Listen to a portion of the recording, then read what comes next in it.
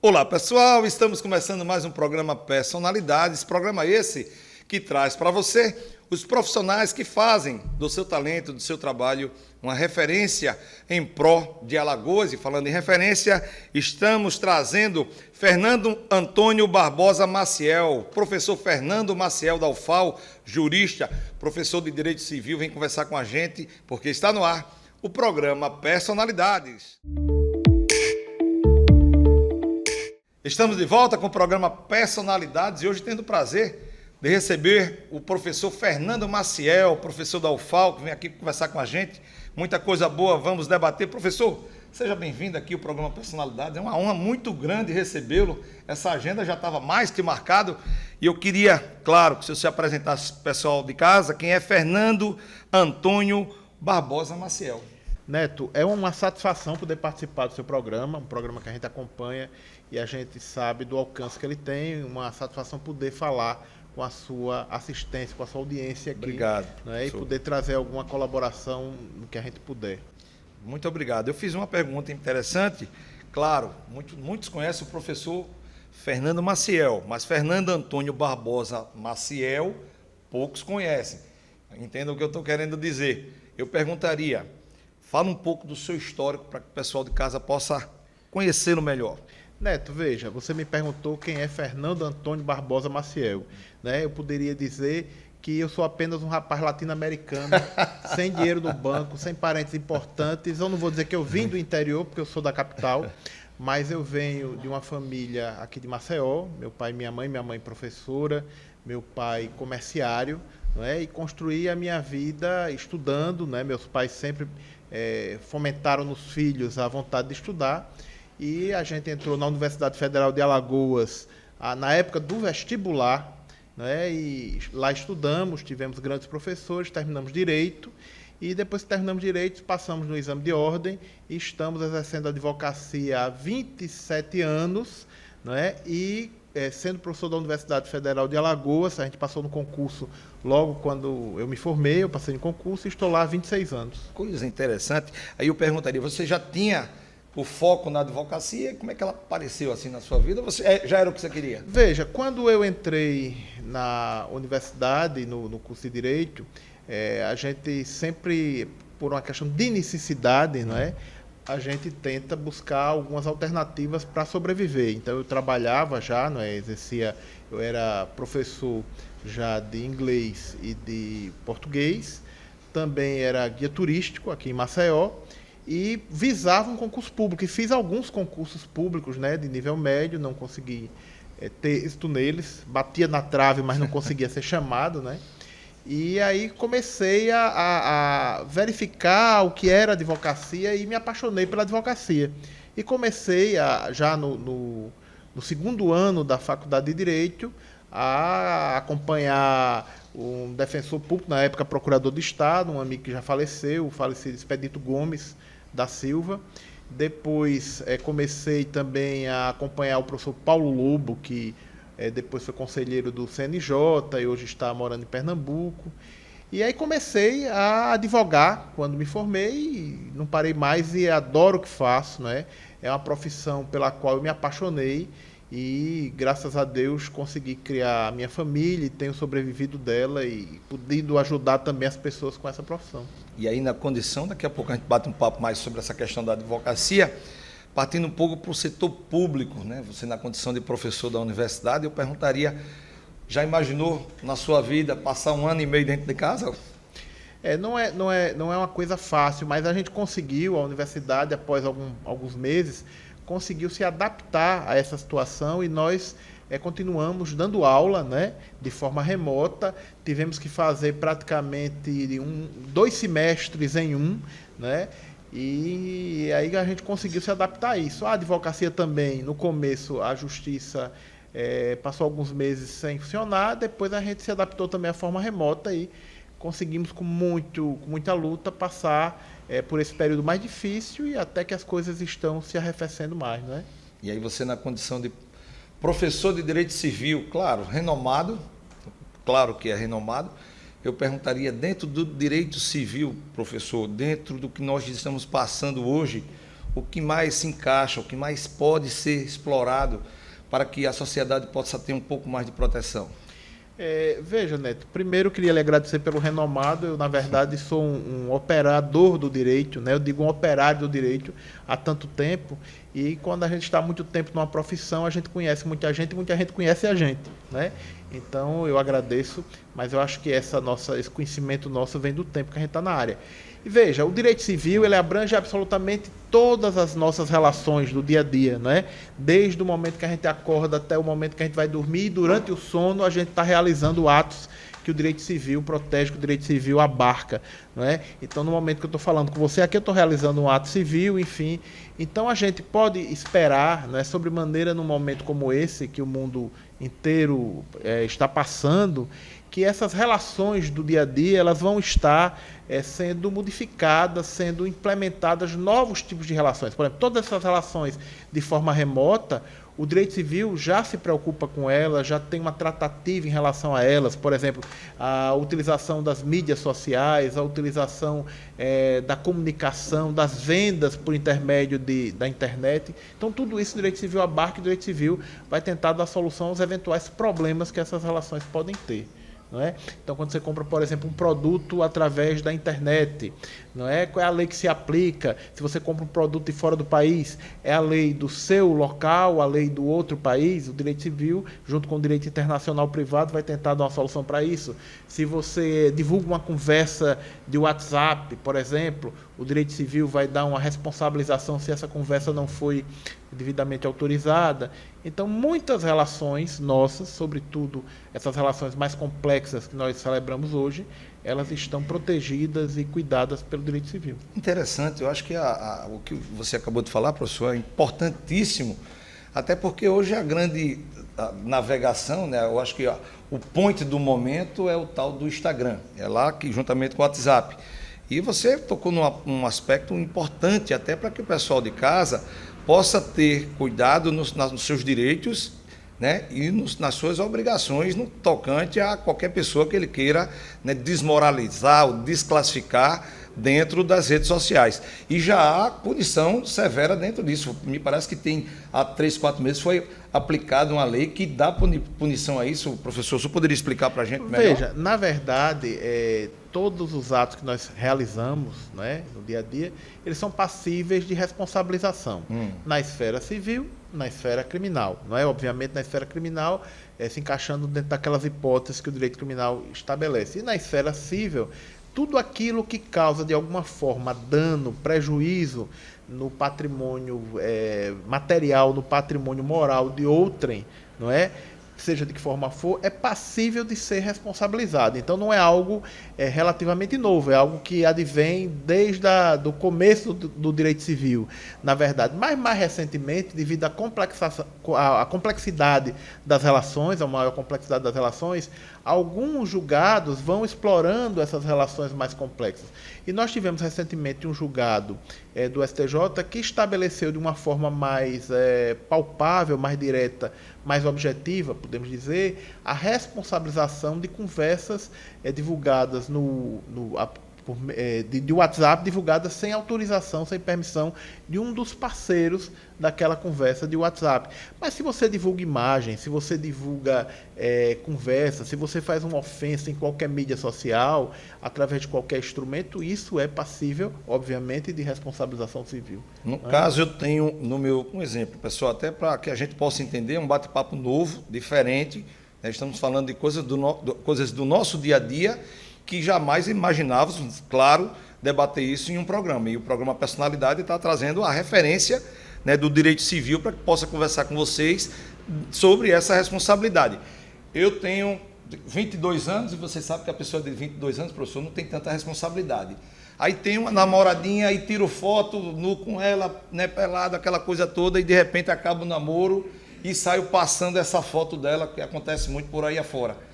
Eu perguntaria, professor, na condição dela, ela pode entrar com ação contra ele, não só no caso criminal, porque não deixa de ser, né? E também, no caso, pedindo indenização, procede? Não tenha dúvida, porque muito embora essas fotos tenham sido tiradas, se imagina aí, com consentimento de ambos, né, do casal, mas a divulgação não teve esse consentimento e a divulgação coloca a imagem pessoal e coloca o sentimento moral e coloca, enfim, uma exposição da personalidade dessa pessoa e ela, consequentemente, tem um direito a uma indenização para reparar, se é que pode ser reparado, esse prejuízo à sua imagem, ao seu sentimento, à sua moral, à área psicológica, ao seu psique, não é?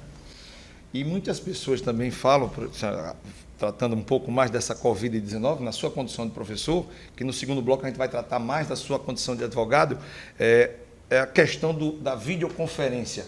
Uma coisa é você ter a aula olho a olho, né? Perguntar ao professor e, de repente, você passa a ter a aula videoconferência. Eu perguntaria, professor, claro que não é a mesma coisa, mas existem professores que se realizam e talvez a aula seja muito mais abrangente pela videoconferência. Isso procede, professor? Veja, eu diria a você o seguinte, todas as situações são aquelas, ela tem as consequências daquele momento e nós, seres humanos, temos uma capacidade de adaptação muito grande, não é? Então, obviamente que, muito embora as reuniões, as aulas por meio de videoconferência já existissem, elas não eram uma coisa comum, porque nós, obviamente, tínhamos a possibilidade muito mais fácil de fazer isso de maneira presencial. Com a situação da Covid, nós fomos obrigados a realizar todas essas relações através de videoconferência, nós tivemos que nos adaptar com muito mais força, e a aula por videoconferência, ela tem os seus prós e os seus contras, né? Ela tem, eu acredito, que você consegue fazer uma aula mais elaborada do ponto de vista de projeção, do ponto de vista de apresentação, mas, por outro lado, ela tira algo que é muito importante para a educação de maneira geral, que é a relação pessoal, não é? Porque educar, desde os primórdios da educação, lá desde Platão, desde Aristóteles, desde dos primórdios até hoje, ela não consiste somente em passar um conteúdo técnico, verdade, mas consiste também em passar a vivência, em discutir as situações, em pressentir, sentir a situação dos próprios alunos e tentar interagir para ajudá-los. Então, isso faz parte do processo de educação. O processo de educação, ele é maior do que somente um conteúdo técnico, né? E a relação pessoal, ela possibilita isso. A relação por meio da videoconferência, ela não é que ela não possibilite isso, mas isso fica muito mais difícil e é muito mais complexo de ser feito. E a profissão de professor, né? Coincidentemente, gente, estamos conversando com o professor exatamente no dia do professor, que é uma coisa muito prazerosa. Eu perguntaria, doutor Fernando, já teve um momento de dizer, rapaz, isso aqui não dá para mim não. Muito aluno que não quer nada com nada, a gente está até conversando isso agora antes do programa, já teve momentos de dificuldade de dizer, eu quero outra coisa, mas você vai responder isso daqui a pouquinho. Vamos tomar uma aguinha e a gente volta já. Vamos para um rápido intervalo. Aniversário Carajás, ofertas de presente para você comemorar com a gente. Vem celebrar com a gente na sua Carajás. É só uma vez por ano, aniversário é bom demais. Chuveiro Max Banho Lorenzetti por R$ 69,90. Porcelanato tipo a Elizabeth por R$ 39,90. Cabo flexível Sil por 5 vezes de R$ 41,90. Caixa d'água 1000 litros Forte Leve por 5 vezes de R$ 75,90. Pode contar com a Carajás. Estamos de volta com o programa Personalidades, hoje tendo o prazer de receber o professor da UFAL, Fernando Maciel, jurista. E claro, professor, antes do intervalo eu perguntei se o professor de casa vai saber o que eu quero dizer. Tem alunos que muitas vezes eles fazem com que a gente fique desestimulado, isso é normal. Já teve essa situação com você, professor? Neto, veja, eu posso lhe dizer que nesses 26 anos, 27 anos do exercício do magistério, eu nunca pensei em desistir do magistério. Por quê? Porque eu sempre, quando eu fiz o concurso da universidade, e eu fiz, na verdade, 4 concursos, 2 como professor substituto, 2 como professor efetivo da universidade, né? Por que 2 como efetivo? Porque eu passei no primeiro concurso, cuja titularidade exigida mínima era doutor, eu passei subjúdice e tive que pedir desistência da minha nomeação. Eu fui nomeado e pedi exoneração para que se pudesse abrir um novo concurso. Eu fiz um outro concurso com exigência de título de mestre, passei também e estou lá na universidade. Então, nesses 26 anos, eu nunca pensei em desistir, até porque, graças a Deus, a qualidade dos meus alunos, quer seja lá na universidade, esses anos todos, quer seja nas faculdades particulares, onde eu tive possibilidade de ministrar aula no passado, sempre foi muito boa. Então, eu sempre tive uma interação muito boa com eles. Tive alunos que hoje estão aí brilhando no cenário nacional e no cenário local, né, em diversas profissões, em diversas áreas, né. Nós temos, por exemplo, o Sérgio Cabral, que é presidente atual do CRECE, advogado. Nós temos o Dr. Rodrigo Fontana, advogado, tributarista famoso, né? E nós temos outros inúmeros colegas de profissão que estão aí brilhando, e nós sempre tivemos essa qualidade de termos bons alunos. E eu sempre gostei de ensinar. Então, assim, lhe confesso que o único momento que a gente fica triste, o único momento que a gente, assim, pode pensar em ficar desestimulado é o momento que a gente recebe o contra-cheque, que é muito pequeno. Mas os outros momentos todos são muito felizes. Voltando agora, como diria o professor Raimundo, o salário é pequenininho. É pequeno demais, né? Mas ainda é prazeroso, né, professor? Com certeza, não é isso? Com certeza. E aí, claro, professor da UFAL e advogado. Qual o mais desafiador? Professor ou ser advogado? Eu diria a você que são profissões que se completam, porque a advocacia, ela não deixa de ser o exercício constante da defesa de teses, Verdade. O estudo constante da defesa de teses. O advogado é, sem dúvida nenhuma, aquele que forma o direito, porque ele leva as teses aos tribunais. Então, mesmo a jurisprudência é o advogado que ajuda a construir, não é? Porque a magistratura ela vai escolher entre aquelas teses que estão ali dispostas. Então, é muito desafiador ser advogado e é muito desafiador ser professor, né? Ser advogado é desafiador porque nós, infelizmente, contamos com um sistema jurídico muito ainda emperrado, um sistema jurídico ainda muito burocratizado, não é?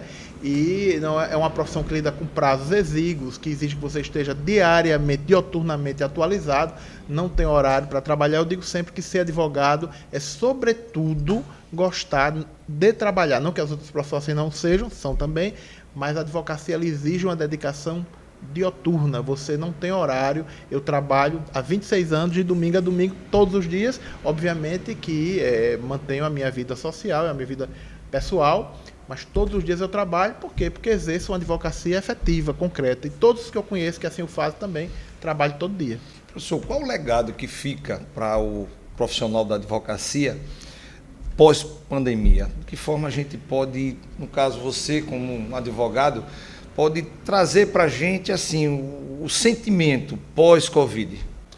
Olha, eu diria a você, Neto, que a advocacia no começo da pandemia, ela sofreu bastante, porque nós somos autônomos, né, na maioria das vezes, e nós vivemos do que produzimos. E a advocacia, como todas as profissões, teve que ficar em casa, e durante algum tempo a gente não pôde trabalhar, ir para a rua, buscar o nosso pão, mas depois quem pôde, né, dentro daquelas condições que a Justiça deu, se adaptou a uma nova forma de advogar. E como tudo na vida, a pandemia, ela trouxe situações que vão deixar, né, a gente não pode dizer que foi uma coisa boa, ela deixou um rastro de muitas mortes, é terrível, mas ela trouxe algumas situações, nos obrigou a enfrentar determinadas situações, que dessas situações podem ficar alguns avanços. Verdade. Não é? A utilização das tecnologias, não é? O Poder Judiciário, verdade, que já utilizava tecnologia, teve que avançar muito mais nisso. A produtividade da justiça, por incrível que pareça, com a pandemia aumentou, não é? Porque a forma de controle de produção do Poder Judiciário passou a ser em face daquilo que efetivamente se produzia de decisões, de despachos, depois de audiências, etc. Então, já que você não podia fazer um controle da presença nos cartórios. Então, o advogado, na sua grande maioria, eu acredito que conseguiu se adaptar, mas ainda é necessário que se avance para que se consiga adaptar a todos. A advocacia ainda precisa, obviamente, de programas pelas instituições, pela Ordem dos Advogados do Brasil, pela Justiça, pelo Poder Judiciário em suas diversas esferas, que possibilitem ao advogado, de forma geral, se integrar a essas novas tecnologias, se integrar aos procedimentos mais céleres que essas novas tecnologias trazem, mas eu acho que houveram alguns avanços. Por exemplo, você, para fazer uma audiência no interior, você tinha que se locomover daqui para o interior. Hoje você pode fazer através de videoconferência, não é? Então isso você ganha tempo, mas é necessário, eu acredito, que é que vai ficar delegado? Vai ficar alguma coisa mista entre algo de forma presencial, algo de forma ainda remota, muito embora, não é? Existem setores, existem áreas do direito e existem atos jurídicos que muito dificilmente terão o mesmo efeito se forem praticados de maneira remota. É importante que haja aí uma miscigenação disso para que, por exemplo, Tribunal do Júri de forma remota é impossível. Verdade. Né? Ele é necessário que seja feito de forma presencial, algumas sustentações, alguns tipos de audiência, porque o humano, o olhar no olho, está presente, o ambiente, a própria energia que nós, enquanto seres humanos, trocamos, mesmo calados, ela nos permite interagir e, às vezes, solucionar determinados conflitos que, de forma meramente não presencial, isso fica muito difícil. É verdade. Professor, qual a sua opinião em relação ao desgaste que o Supremo Tribunal Federal vem sofrendo agora, durante o governo Bolsonaro?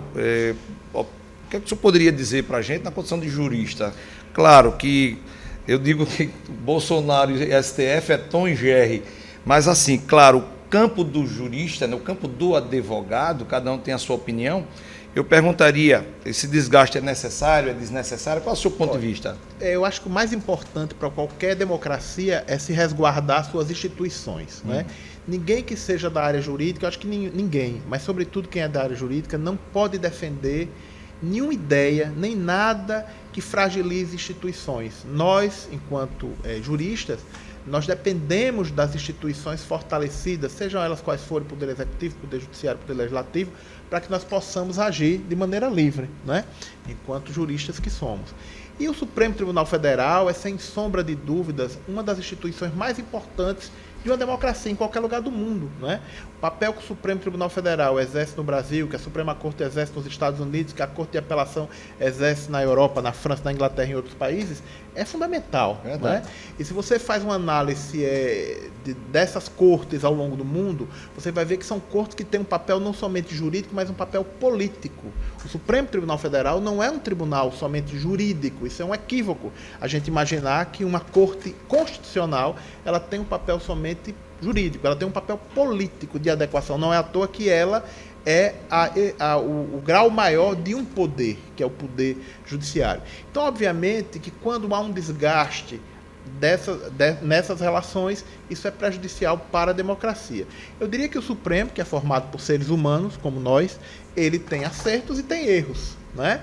Mas para que nós possamos criticar decisões do Supremo, nós temos que tentar primeiro conhecê-las e não somente criticá-las a partir de um machismo que nós temos. Nós temos que tentar verificar como é que essas decisões elas exercem um papel dentro do aspecto jurídico e dentro do aspecto político também, né? E obviamente que, como um tribunal político e jurídico, ele está passível de erros nas duas esferas, como está passível de acertos.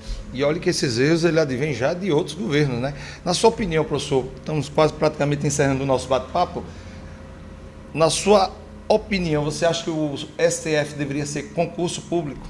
De forma alguma. Os tribunais políticos no mundo, de forma alguma, os tribunais políticos no mundo inteiro, eles são formados por juristas que advêm das diversas ramificações do direito, ou seja, da advocacia, do Ministério Público e dos juízes concursados, e ali são indicados através de um ato complexo. Em todos os lugares do mundo, nos Estados Unidos, na Europa, em todos os lugares do mundo, por atos complexos, que passam pelo Poder Executivo, pelo Poder Legislativo e também pela Casa Constitucional, pelo Poder Judiciário. Por que eles são assim? Eles são assim justamente porque eles não são tribunais somente técnicos.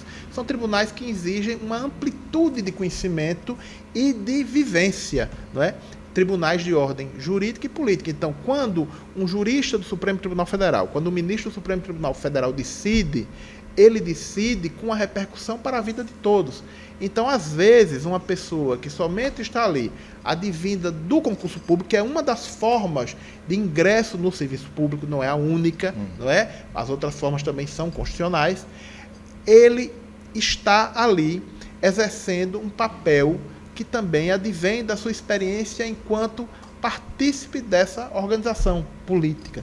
Então, o concurso público somente vai fazer com que nós tenhamos lá alguém que pode ter um conhecimento técnico muito grande, mas que talvez não tenha a habilidade, a capacidade emocional de julgar questões de ordem política. Nós temos, somente para finalizar o que eu estou lhe falando, pessoas que fazem concurso público na primeira instância, por exemplo, que são extremamente preparadas, tecnicamente muito bem preparadas, mas emocionalmente e vivencialmente muito ainda imaturas para julgarem seres humanos. Então é necessário que seja um ato complexo. Rapidinho, professor, existe prazo para o que o judiciário alagoano volte sem ser videoconferência? Veja, as notícias que nós temos, obviamente que eu não posso falar pelo judiciário alagoano, mas a notícia que nós temos é que isso será feito de maneira paulatina. Já estão havendo atos presenciais, né? A justiça ela está semipresencial, alguns atos presenciais, outros de forma remota, mas eu acredito que com o avançar da vacinação, com a diminuição dos casos, a estagnação da curva, né, de contaminação, nós vamos devagarzinho voltar a ter uma justiça, não mais, eu acredito, como a que nós tínhamos, 100%, mas uma justiça, eu acho que até melhor, não é? De forma mista, uma parte mais presencial, outra parte mais... É o chamado remota. Híbrido, né? Sim, uma parte de um jeito, outra parte de outro jeito. Eu quero, em nome de toda a nossa equipe, agradecer, professor Fernando Maciel, a sua vinda no nosso programa. Você não tem ideia como você abrilhantou, né? Claro, muitos de casa dirimiram as suas dúvidas. Eu acredito que foi um programa que deu sim. Eu aprendi muita coisa agora com essa aula que o senhor veio dar aqui para a gente. Eu quero agradecer a sua vinda, professor, em nome de todos nós que fazemos o programa Personalidades. Agradecer a sua vinda também na pessoa do Ronaldo, que durante a semana, Netão, a gente vai aí, o nosso advogado quer passar por aí. O professor Fernando Maciel acompanha seu trabalho, acompanha as entrevistas e ele quer, sim, também bater um papo. E, claro, não poderia deixar de trazê-lo. Eu quero dizer a você que faça sempre desse espaço a sua verdadeira tribuna, professor. Eu que agradeço mais uma vez, Neto, e estou sempre à disposição. É uma satisfação muito grande poder dialogar. Eu acho que o diálogo é a base de tudo. Muito obrigado. É verdade. E daqui a uns 6, 7 meses eu quero de volta, viu? Ronaldo, vou te cobrar, tá? De vez em quando, a passadinha para o Fernando Maciel aqui no nosso programa, para levar para a sociedade esses quesitos que às vezes ela se engancha por falta de informação. E aí entra o programa Personalidades para trazer para ela a segurança necessária para viver melhor. Tá certo, professor? Pode ser? É isso aí, gente. Conversamos com o professor Fernando Maciel. Lembrando que esse programa tem o apoio dessa casa extraordinária, Hotel Tambaqui, aqui no coração da Pajuçara. Se você tem algum familiar para vir para cá, você do interior, venha a Maceió, venha fazer parte da família Tambaqui. Maciel, bota aí o número do Tambaqui. Ligue agora, diga que viu a propaganda no programa Personalidade, certamente você vai ter um bom desconto, tá bom? Quero lembrar também que a Carajás, meu amigo Carajás, família Carajás, seu Álvaro, Alexandre e companhia, também faz parte desse projeto. Se você ainda não terminou sua casa ou vai começar a construir, vai na Carajás. Você não vai se arrepender, tá bom? Se não segue ainda as redes sociais do programa Personalidades, @programa de personalidades, como também @programa Cadamim, ou então vem com seu amigo Neto Alto, @Neto Alto, e segue todos nós dentro desse novo contexto de comunicação. Na direção cinematográfica, o meu amigo Maciel Rufino, na direção técnica Alice Vasconcelos. Estamos encerrando mais um programa Personalidades no dia de hoje, na certeza, claro, de reencontrá-los no próximo programa, se Deus quiser. Tchau, pessoal! Valeu! Aniversário Carajás, ofertas de presente para você comemorar com a gente. Vem celebrar com a gente na sua Carajás. É só uma vez por ano, aniversário é bom demais. Chuveiro Max Banho Lorenzetti por R$ 69,90. Porcelanato tipo a Elizabeth por R$ 39,90. Cabo flexível Sil por 5 vezes de R$ 41,90. Caixa d'água 1000 litros Forte Leve por 5 vezes de R$ 75,90. Pode contar com a Carajás.